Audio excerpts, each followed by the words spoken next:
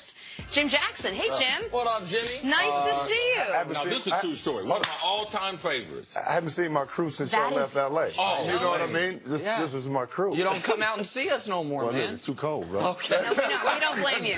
We don't blame you. Thank you. Yeah. All right, let's start. You watched a little college basketball yesterday, I assume. Did anything you see yesterday surprise you? Not really. I mean, Providence maybe with Creighton, but what I found is that watching college basketball, in particular this year, especially when you get to conference tournaments, you just don't know. Because in a one-game scenario, a team is playing a little bit differently. Yeah. Some things happen. You have a chance to win basketball games. In Providence, like we had the game, I mean, it's just, I'm not surprised. This across the landscape, whether it's the Big East, the Big Ten, with Michigan winning, the Big 12 with Oklahoma going down. It's just different aspects in today's college game that I'm not surprised, but I love it because it's kind of unexpected a lot of times. All right, so let's start with the game today that Providence is going to be involved in. Yeah. Xavier beat the brakes off St. John's pretty badly yesterday. So what does Providence have a real shot in your eyes? Of course. So they could pull off the upset. Well, How? because you got to play the game. At the end of the day, I don't care what the roster says or what happened before or during the regular season. You still got to play on a neutral court. Now, Xavier, I think, is playing with a chip on their shoulder because they probably feel a little bit slighted that people don't respect the fact that they lost to Villanova twice, but yet and still they're the #1 seed, and they're still looking at Villanova as a team that kind of beat in the Big East tournament. So I think that's a good thing for Xavier because they still have to prove that to themselves and probably to a lot of other pundits that they're truly the #1 seed. When we're looking at Xavier, a lot of people that they start coming onto the basketball scene around March. Give us some of the things about Xavier that you've seen this year. You mentioned those two games against Villanova that has made you look at them and be like, wow, I'm impressed with the overall work. And the reason that would validate them being the #1 seed. Well, you got to go back a little bit. Even last year when they made it to the Elite Eight, they were kind of counted out in the tournament. But what Chris Mack has been able to do with that team is, one, they have depth. They go 8 or 9 deep. Two, they're long and athletic. They have versatile players. They may not be the quickest team on the perimeter, but they have size and length. They can beat you inside. They can beat you outside. Trayvon Blewett is one of the most explosive players, not only in the Big East, but in college basketball. They can shoot the basketball. They defend. So they do a lot of these little things well.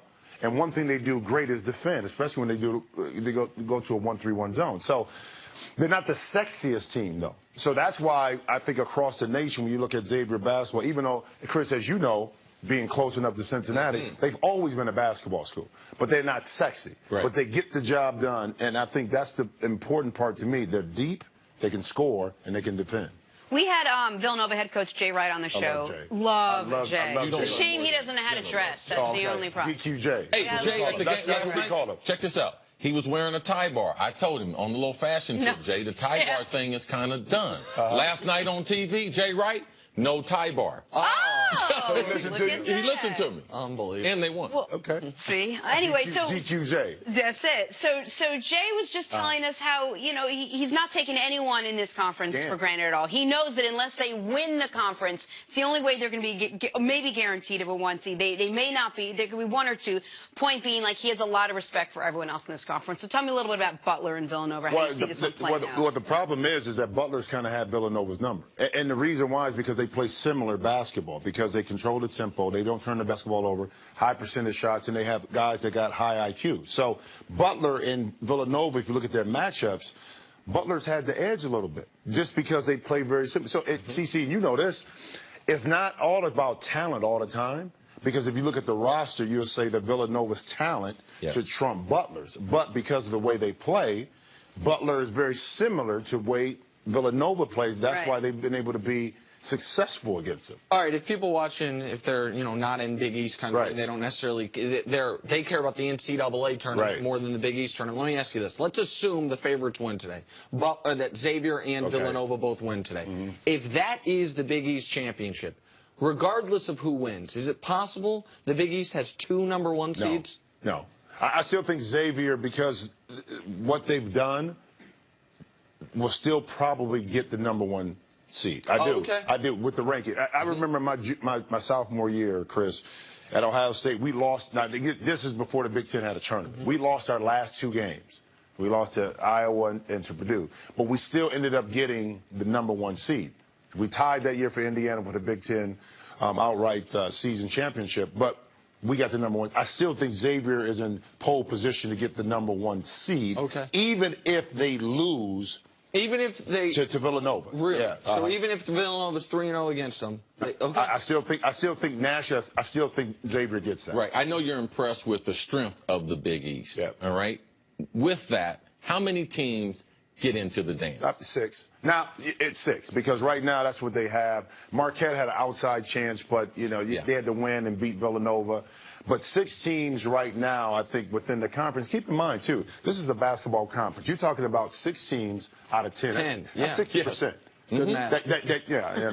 That's at Ohio State. If you had stayed for 4 years, if he had stayed for 4 years, he wouldn't have been able to answer that. But he knows how to count money. But you know what I mean? But so if you look at the conference perspective, it gives you a good indication of how strong the league is. And to me, a league is not top heavy. It's how good is your middle class, so to speak. And the Big East has that. So can you take it forward a little? Who's best prepared to make a deep run in the tournament? You know, the NCAA tournament? I would say that Villanova and Xavier, of course, off the top, are because they've been tested, because they're deep, because, they have the ability to adjust. Creighton could be a team that also makes a run. But it goes back to this, quite honestly. One, where you're seated and who's in your bracket. Right. Because I think this year, more than anything else, is all about matchup. There's not a great team. There's not one overwhelming team. No, The best, it's team some very good #1 teams. overall seed is Virginia, and nobody believes in Virginia. Yeah, exactly. Come on. Yeah. Watch out for Butler in your bracket. Oh, okay. Oh, see. Watch out. I tell you what, though, in the Big Ten, watch out for Michigan. Michigan. Yeah, Even even though we don't lift your gun on us. Don't just lift saying, your but gun. Jim, stick around. Right, Coming up next, as LeBron cemented himself as the greatest Come on, player Nick. ever. Yeah. Jim and Nick. Jimmy had a We're all special gonna break it request down. to talk about. You do realize Michigan is a basketball school. Well, they just, well.